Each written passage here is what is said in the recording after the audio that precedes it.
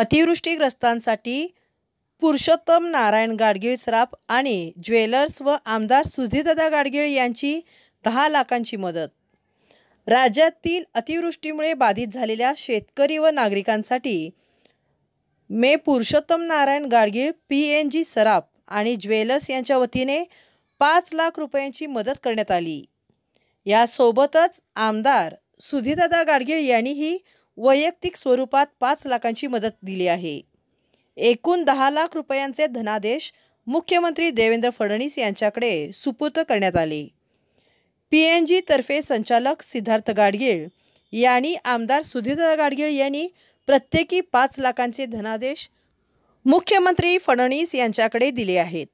आमदार गाडगीळ हे सामाजिक बांधिलकी जपत नेहमीच गरजू व संकटग्रस्त नागरिकांच्या मदतीस धावून आले आहेत। त्यांनी यापूर्वी देखील अनेक वेळा नैसर्गिक आपत्तीच्या प्रसंगी मदत केली आहे। तसेच पुरुषोत्तम नारायण गाडगीळ सराफ आणि ज्वेलर्सच्या वतीने देखील वेळोवेळी समाजाप्रती आपले उत्तरदायित्व निभावत मदतीचा हात पुढे केला आहे।